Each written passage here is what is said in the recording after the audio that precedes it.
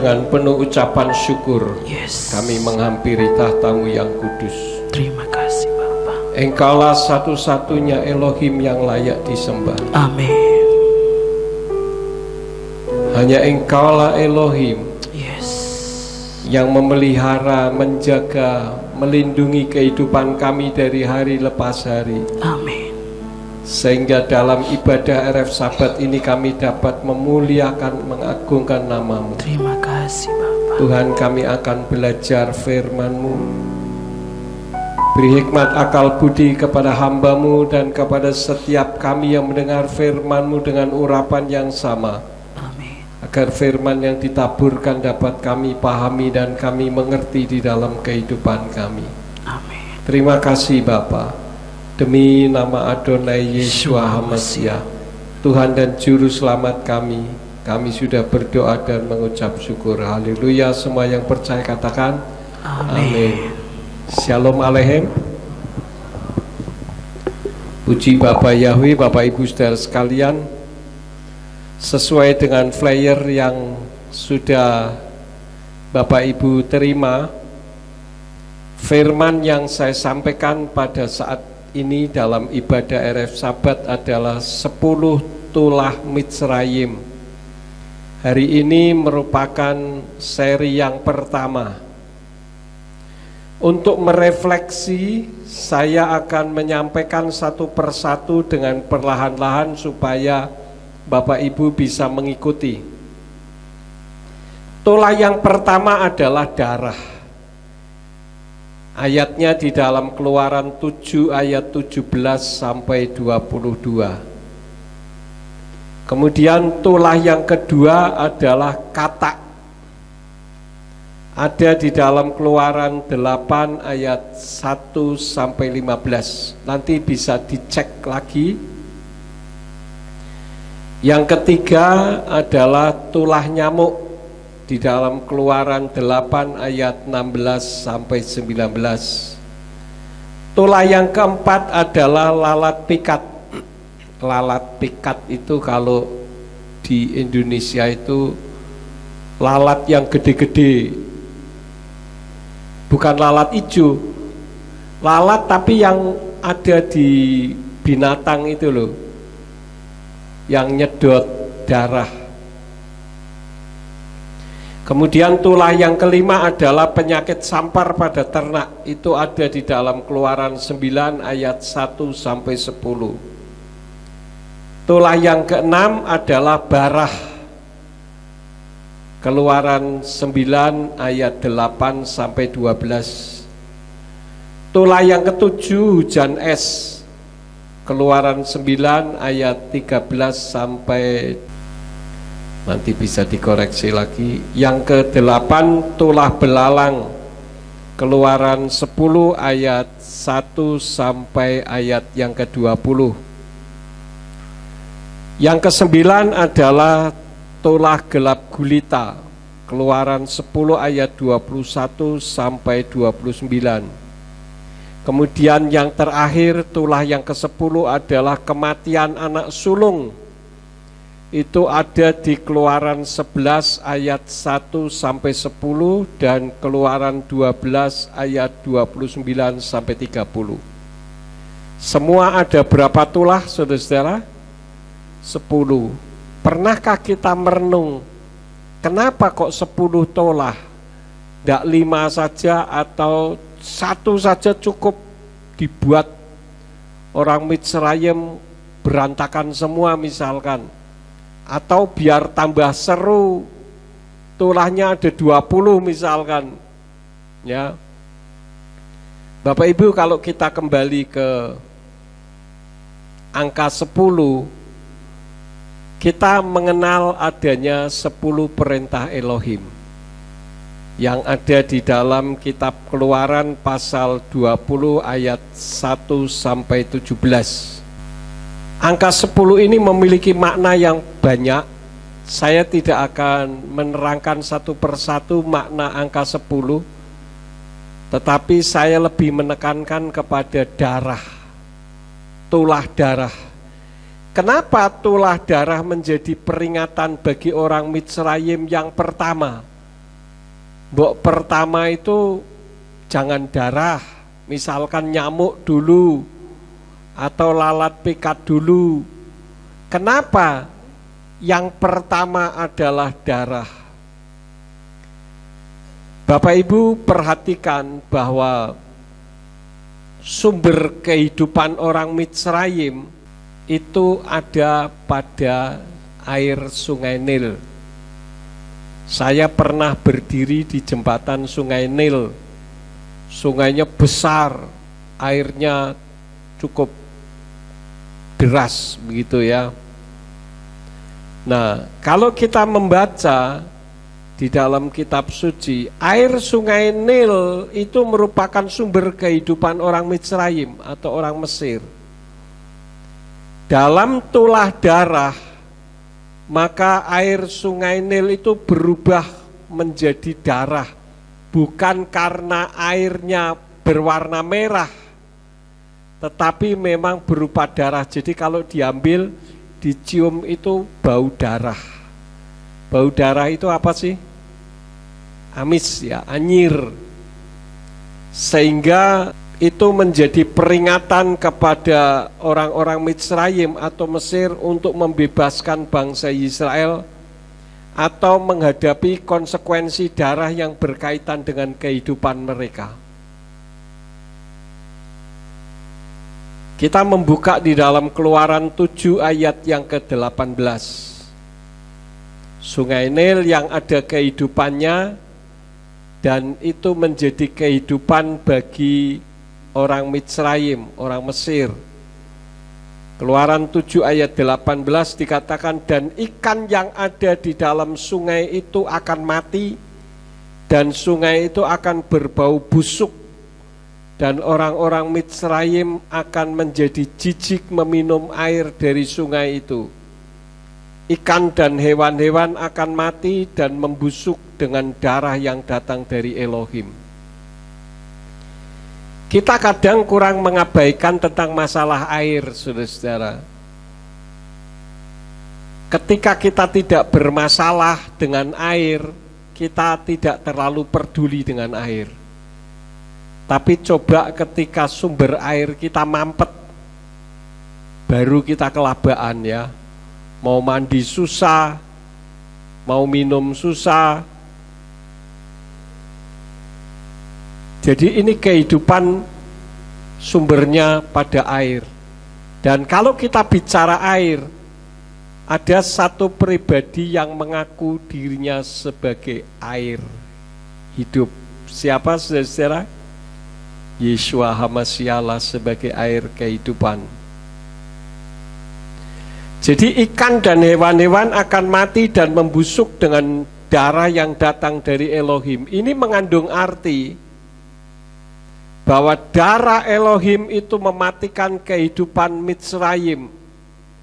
Mitsraim atau Mesir itu merupakan lambang kehidupan duniawi. Jadi jika dibiarkan tanpa doa, maka orang Mitsraim akan mati semuanya. Dan yang membebaskan adalah doa. Artinya bahwa kita bisa merasakan kehidupan kalau kita berdoa. Berdoa itu tidak harus duduk manis, silo, tangan sedakep, merem, komat kamit. Bukan itu, saudara-saudara. Ya walaupun kita mau berdoa model begitu boleh saja. Ya, kita berdoa mau model seperti apa saja kan tidak masalah. Tetapi artinya doa itu adalah komunikasi kita dengan Tuhan. Kita nyetir sambil berdoa bisa enggak? Bisa, dan enggak perlu merem. Malah ada orang yang tanya kepada saya sambil juk, sambil guyon gitu. Pak, kenapa ya orang Kristen kalau berdoa enggak ngikuti Tuhannya? Loh kenapa sih? Lah Tuhannya kan kalau berdoa melek. Lah kok tahu? Lah itu digambar-gambar. Betul ya? Digambarkan Yeshua berdoa tapi melek, iya kan? Ya itu hanya sekedar juk saja. Tetapi doa atau komunikasi kita dengan Tuhan itu akan membawa kehidupan.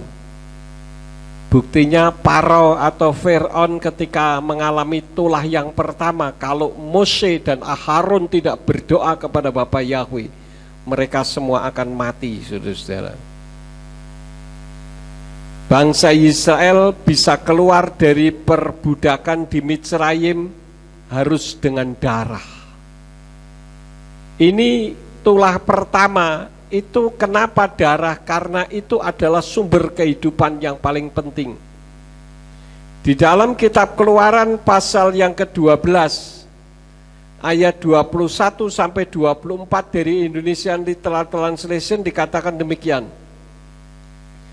Dan Mose menyatakan kepada semua tua-tua Israel dan berkata kepada mereka, pilihlah dan ambillah bagimu kawanan domba menurut kaum-kaummu dan sembelihlah Pesak itu.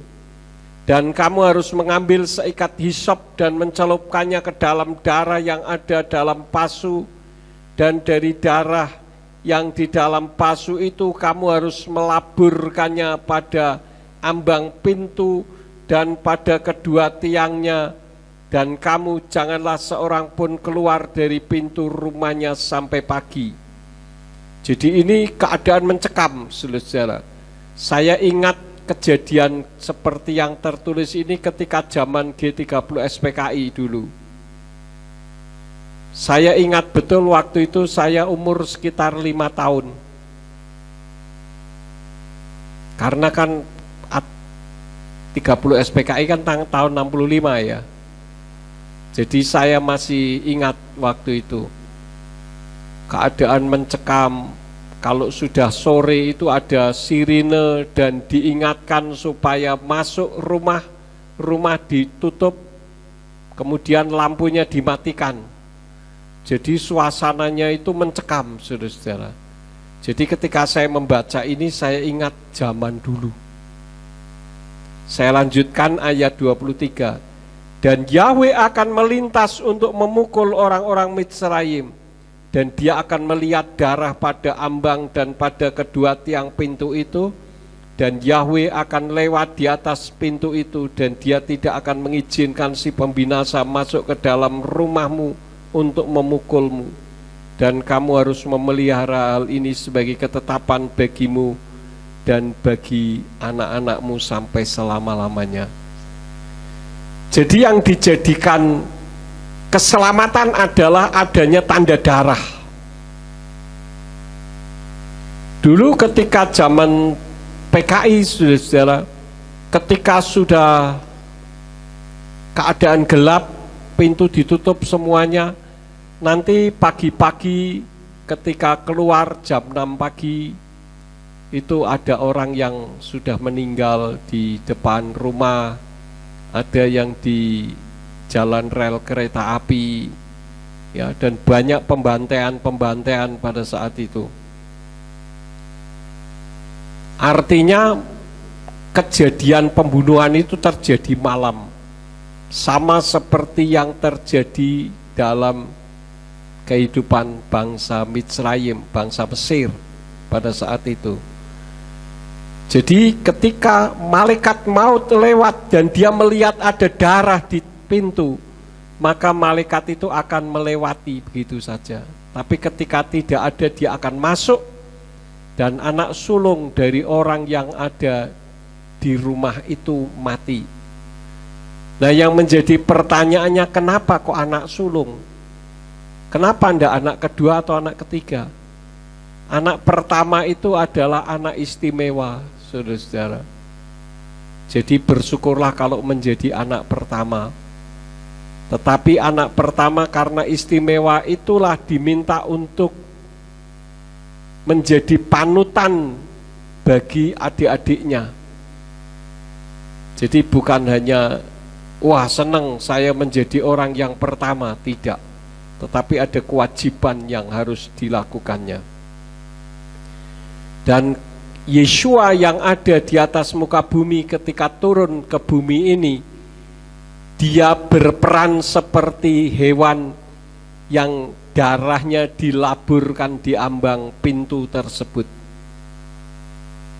Karena itu kalau kita membaca di dalam Yohanan 1 ayat yang ke-29 dari Indonesian Literal Translation dikatakan, pada keesokan harinya Yohanan melihat Yesua yang datang kepadanya dan dia berkata, lihatlah anak domba Elohim yang menghapus dosa dunia.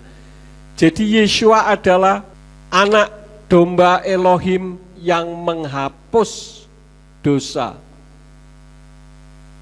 Kita seringkali salah cara ngomongnya.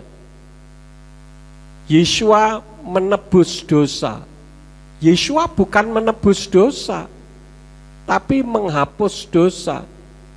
Kalau menebus, misalkan saya punya kunci ini, ya, ini hanya sebagai perumpamaan saja. Misalkan ini kunci ini milik saya. Saya butuh uang 100.000, saya gadaikan ke Bulis misalkan, Bulis ini tak gadaikan 100.000. Nah, ketika saya punya uang 100.000, mungkin ada bunganya sedikit, saya meminta lagi kunci saya. Itu namanya diapa? Ditebus. Kenapa? Karena kunci itu milik saya. Nah, karena saya menebus kunci, yang didapat apa? Kunci. Nah, Yesua itu bukan menebus dosa. Kalau menebus dosa, yang didapat Yesua apa? Dosa. Lalu yang benar apa? Yesua itu menebus jiwa, penghapus dosa, baru benar. Makanya di sini dikatakan Yohanan 1 ayat 29, lihatlah anak domba Elohim yang menghapus dosa dunia. Bagaimana dosa dunia ini bisa dihapus? Kalau orang beriman kepadanya. Karena itu darah itu sangat penting, saudara-saudara. Ya. Manusia tanpa darah akan mati. Nggak usah sampai nggak ada darahnya. Anemia saja, kekurangan darah, itu sudah ngeliyang, saudara-saudara. Ya. Artinya darah itu merupakan kehidupan. Yesua mencurahkan darahnya saat disalib. Artinya dia memberi kehidupan bagi orang yang beriman kepadanya. Ada orang yang mengatakan bahwa untuk selamat tidak perlu terjadi penumpahan darah. Yang penting berbuat baik. Tuhan kan baik, masa Tuhan menyediakan neraka? Katanya. Kan sekarang sedang ramai Kristen progresif, ya. Tuhan itu tidak menciptakan neraka. Karena Tuhan penuh dengan cinta kasih, katanya. Karena Tuhan cinta kasih, maka Tuhan tidak mungkin memasukkan orang ke dalam neraka. Maunya memang begitu, tapi Tuhan kan punya aturan. Jadi jangan mengatur Tuhan. Kalau aturan Tuhan yang memiliki sorga untuk masuk ke dalamnya harus beriman kepadanya yang sudah menumpahkan darah, maka harus itu satu-satunya yang dijalankan. Jangan kita berpikir yang penting saya berbuat baik. Kenyataannya banyak tuh anak Tuhan yang hidupnya nggak benar, yang hidupnya jahat, lebih jahat daripada saya yang tidak percaya kepada Tuhan. Saya yang ateis, kira-kira begitu. Sekarang saya mau tanya kepada saudara, ada enggak orang yang beriman kepada Yesua tetapi jahat? Banyak, saudara-saudara, banyak. Ya.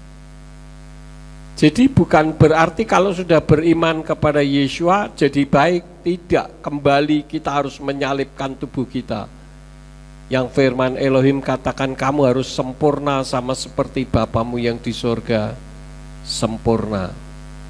Artinya kita kembali ke fitrah awal ketika Bapa Yahweh menciptakan manusia. Kenapa perbuatan baik itu tidak menyelamatkan? Di dalam Titus 3 ayat yang kelima dari Indonesian Literal Translation dikatakan, bukan atas dasar perbuatan-perbuatan yang ada dalam kebenaran yang telah kita lakukan, melainkan berdasarkan rahmat-Nya Dia telah menyelamatkan kita melalui permandian kelahiran kembali dan pembaruan Ruach HaKodes. Jadi melalui baptisan pembaharuan setelah kita mengenal Bapa Yahweh Besem Yeshua HaMashiach Ruach HaKodesh, dibaptis dalam kelahiran kembali melalui pembaruan Ruach HaKodesh.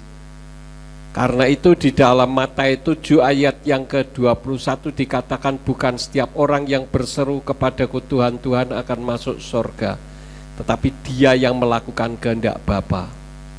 Cuman sangat disayangkan banyak terjadi penyimpangan atau kekurangan dari penerjemahan kitab suci. Kalau terjadi kesalahan penerjemahan, itu bukan berarti kitab sucinya salah. Tetapi yang salah apa? Penerjemahannya. Ya. Misalkan Roma 8 ayat 1 dikatakan maka tidak ada lagi penghukuman bagi mereka yang ada di dalam Yeshua HaMashiach. Itu yang terpotong. Tapi sesungguhnya kan ada aturan yang harus kita lakukan, yaitu yang tidak hidup menurut daging tetapi hidup menurut roh. Apa maksudnya hidup menurut daging? Yaitu melegalkan semua keinginan-keinginan daging meskipun itu tidak sesuai dengan firman. Artinya tidak hidup dalam pimpinan Roh Kudus, maka dia tidak akan selamat. Kenapa? Karena perbuatan baik manusia itu seperti kain najis atau kain kotor. Yesaya 64 ayat yang ke-6, Yesayahu 64 ayat 6 dikatakan, namun kami semua menjadi seperti orang yang najis, dan semua kebenaran kami seperti kain yang najis, dan kami semua layu seperti daun, dan kejahatan kami seperti angin mengembus kami. Jadi keselamatan itu harus melalui darah. Saya bersyukur kalau Surya Gerisim waktu yang akan datang, beberapa hari mendatang akan mengadakan donor darah. Ya, itu artinya apa? Bagi kita yang mendonorkan darah, itu sama saja dengan memberi kehidupan kepada orang lain. Dan itu sangat berkenan di hadapan Tuhan. Kenapa? Karena manusia tanpa darah akan mati.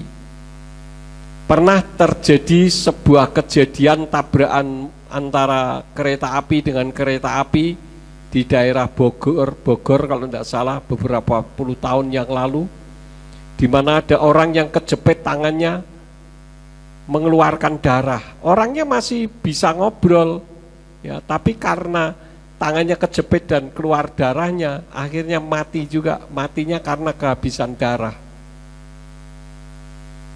Dan di dalam darah itulah adanya kehidupan umat manusia.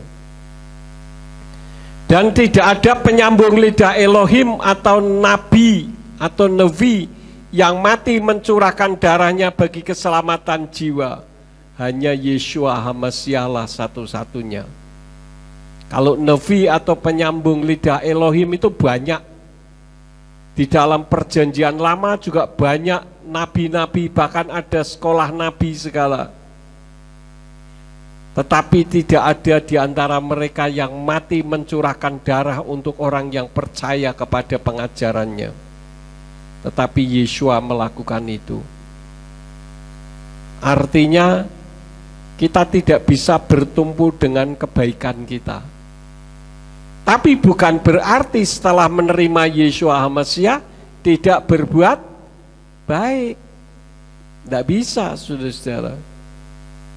Yohanes 6 ayat 53 sampai 54 dikatakan, di mana Yeshua berkata, jawab Yeshua kepada mereka, aku berkata kepadamu, sesungguhnya jika kamu tidak makan daging anak manusia dan minum darahnya, kamu tidak mempunyai hidup di dalam kamu. Barang siapa makan dagingku dan minum darahku, ia mempunyai hidup yang kekal, dan aku akan membangkitkan dia pada hari terakhir.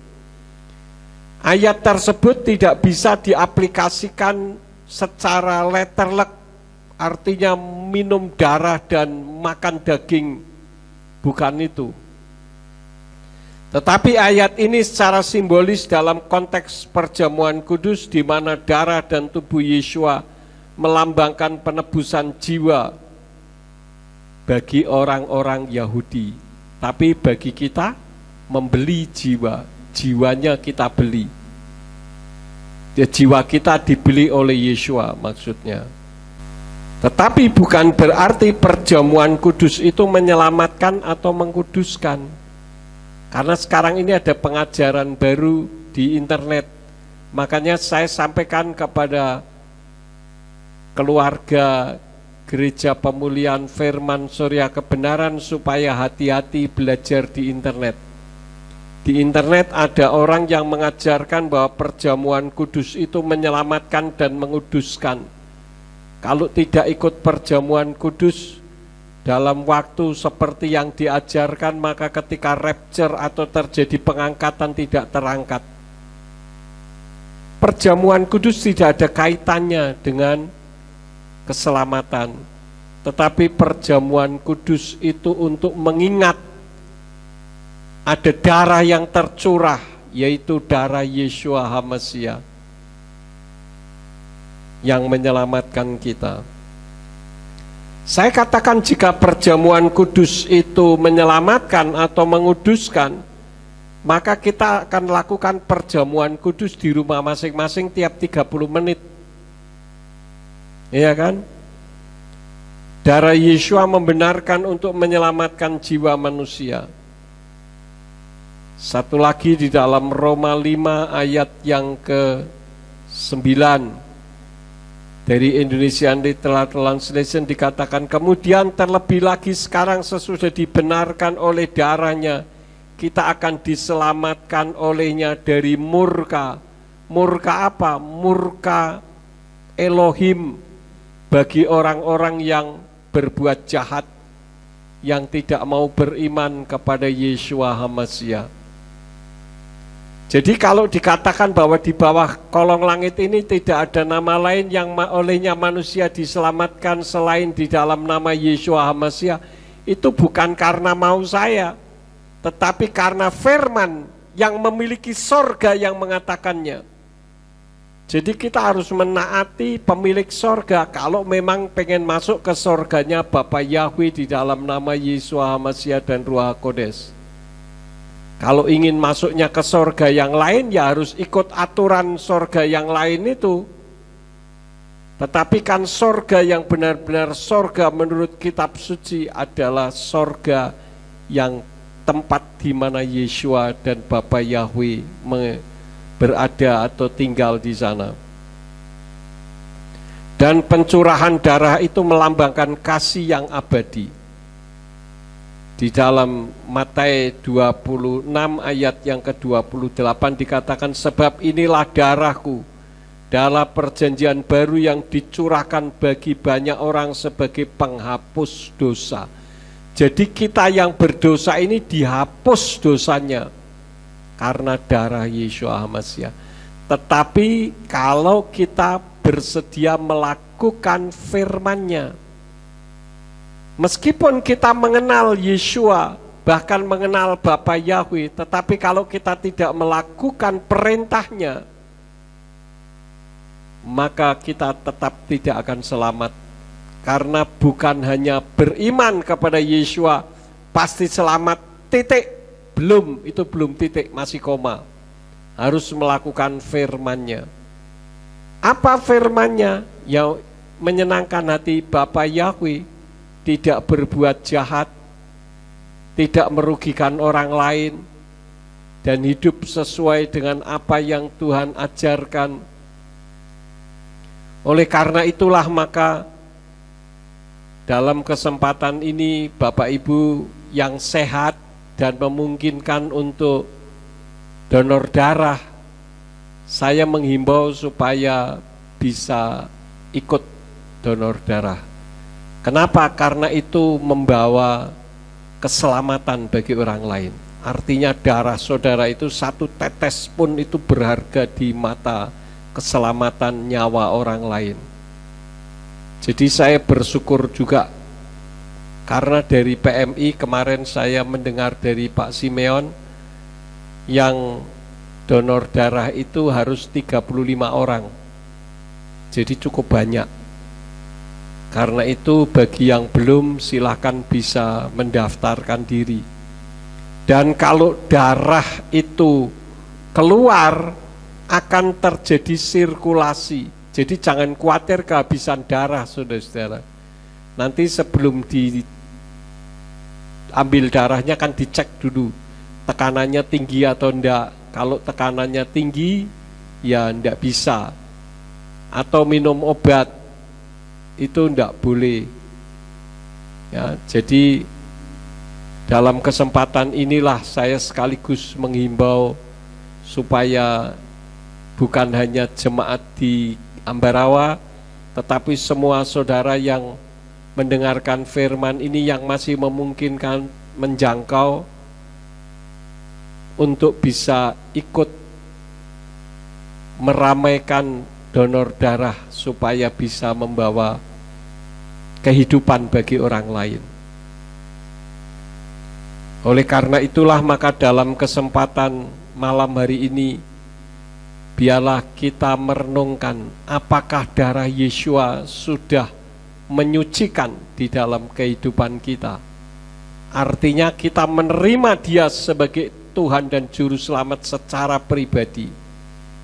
Kalau saudara masih beralasan saya berbuat baik, saya ingatkan bahwa perbuatan baikmu tidak menyelamatkan.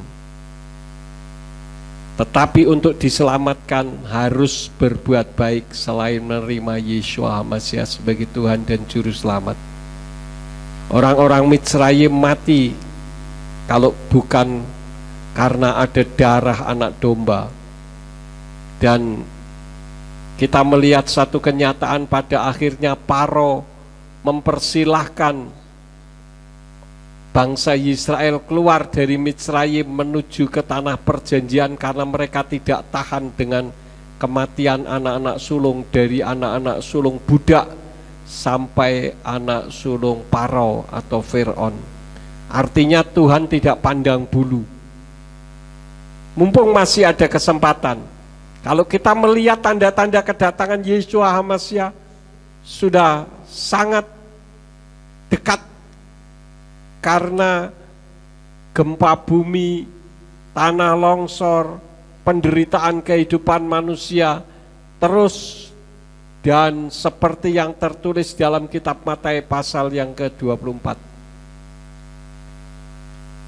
Artinya tanda-tandanya sudah ditunjukkan kepada kita, tinggal kita menyiapkan diri kita. Kapan sih Yeshua datang kepada kita? Bukan pada saat rapture atau terjadinya pengangkatan, tetapi ketika tiba-tiba Dia panggil kita untuk menghadap kepadanya. Ada yang tahu di antara saudara, oh saya akan dipanggil Tuhan tanggal sekian, bulan sekian, tahun sekian. Ada yang tahu? Tidak ada satu orang pun yang tahu. Saya pun tidak tahu kapan Tuhan memanggil. Itu bukan urusan saya. Urusan saya adalah bagaimana saya mengaplikasikan firman di dalam kehidupan saya. Karena tidak ada satu orang pun yang tahu, maka kita harus siap sedia.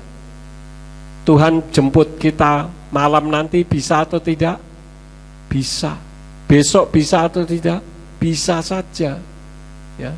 Karena itu mumpung masih ada kesempatan, mari kita melakukan kebenaran firman, supaya ketika Tuhan panggil kita, kapanpun kita pasti masuk ke sorga, tempat di mana para saleh-saleh Tuhan ada. Jadi ketika saudara bangun pagi, saudara masih melihat ruangan tempat di mana saudara tidur, itu saudara perlu bersyukur. Jangan bangun tidur yang dipikir utang. Ketika kita melek mata, yang pertama kali adalah kita bersyukur karena saudara masih bisa melihat ruangan tempat di mana saudara tidur. Betul saudara-saudara. Saya kalau bangun tidur pagi-pagi terbangun gitu, oh Tuhan, saya bersyukur ternyata saya masih diberi kehidupan. Kalau bangun tiba-tiba yang di depan kita malaikat, berarti saudara sudah game over. Karena itu mumpung kita diberi kesempatan, apalagi saudara sudah dibeli dengan darah Yeshua HaMashiach yang mahal, yaitu dengan nyawanya sendiri, maka kita harus menjadi pelaku firman. Itulah yang pertama di dalam kitab suci kita, bagaimana Tuhan membebaskan bangsa Israel dari negeri perbudakan di Mitsrayim menuju kepada tanah perjanjian. Saudara dan saya juga sedang dalam perjalanan menuju ke Samayim, menuju ke sorga. Kita bercermin dari kehidupan orang-orang Israel di dalam kitab suci. Apa yang membuat Tuhan marah di dalam kehidupan mereka, jangan kita lakukan, supaya hidup kita berkenan di hadapan Tuhan. Saya tidak akan memperpanjang firman, biarlah firman ini akan mengingatkan kembali apa yang harus kita lakukan di dalam kehidupan kita. Untuk yang akan datang, kalau ada kesempatan lagi, saya akan menyampaikan kodok tulah yang kedua. Kenapa kok kodok, kenapa enggak buklon misalkan, atau kelinci, kenapa kok kodok? Nah, nanti kita akan dengarkan berikutnya ya. Amin buat firman Tuhan. Mari kita bangkit berdiri bersama-sama. Kita akhiri ibadah RF Sabat kita dengan doa. Kami mengucap syukur kepadamu Bapa Yahweh. Engkau telah menyelamatkan kami melalui darah yang kudus. Engkau rela untuk mati, membeli jiwa kami, sehingga kami yang seharusnya binasa telah Engkau beli, sehingga kami tidak lagi binasa. Darah-Mu itulah yang telah membebaskan kami dari dosa. Oleh karena itu, ajar kepada kami Tuhan, supaya kami menjadi pelaku firman, sehingga ketika Engkau memanggil kami, yang kami tidak tahu kapan Engkau akan menjemput dengan malaikat-Mu untuk kami, ketika membuka mata tidak lagi di atas muka bumi ini, kami berada di dalam keselamatan yang kekal. Berkati seluruh jemaat yang telah mendengarkan firman-Mu, baik yang ada di depan kami maupun yang mendengarkan dari rumah masing-masing. Biarlah kehidupan kami sesuai dengan firman-Mu senantiasa. Ampuni kami Tuhan, karena seringkali kami melanggar firman-Mu tanpa kami sengaja. Terpujilah nama-Mu. Berkati semua yang sudah ambil bagian di dalam pelayanan RF Sabat pada malam ini. Engkau pakai semakin hari semakin heran. Kalau sebentar kami akan pulang, kirim malaikat Tuhan untuk menjaga, melindungi kami, tibakan di rumah kami masing-masing dengan selamat. Dan apabila malam nanti kami beristirahat, biarlah kami dapat beristirahat dengan nyenyak di bawah pengawalan malaikat-malaikat Tuhan, sehingga besok kami bangun dengan tubuh yang sehat. Dan ketika kami bangun dengan tubuh yang sehat dan kami melakukan aktivitas dalam kehidupan kami, apa saja yang diusahakan dan dikerjakan, biarlah seturut dengan kebenaran firman-Mu, dan Engkau membuatnya berhasil. Terima kasih Bapa. Sekarang berkatilah kami, karena kami siap menerima berkat daripada-Mu. Mari kita angkat kedua belah tangan kita untuk menerima berkat Yahweh. Yefarka Yahweh wa yesh mereka. Yahweh memberkati engkau dan memelihara engkau. Yair Yahweh pana oleh kawikuneka. Yahweh menyinari engkau dengan wajahnya dan memberi engkau anugerah. Yisa Yahweh pana oleh kawe yashem leka shalom. Yahweh menghadapkan wajahnya kepadamu dan memberi engkau damai sejahtera. Diberkatilah engkau di kota dan diberkatilah engkau di ladang. Diberkatilah buah kandunganmu, hasil bumimu dan hasil ternakmu. yakni anak lembu sapimu dan kandungan kambing dombamu. Diberkatilah bakulmu dan tempat adonanmu. Diberkatilah engkau pada waktu masuk dan diberkatilah engkau pada waktu keluar. Sekarang pulanglah dan terimalah berkat. Kasih Bapa Yahweh Sang Pencipta, kasih karunia Adonai Yeshua HaMasiah Sang Pembeli jiwa, dan Ruach HaKodes menyertai saudara sekalian sampai Maranatha. Adonai Yeshua HaMasiah datang kembali untuk yang kedua kali dan mengangkat kita semua. Haleluya. Semua yang percaya katakan amin. Shabbat Shalom untuk saudara sekalian. Selamat malam, Bapak Yahweh memberkati.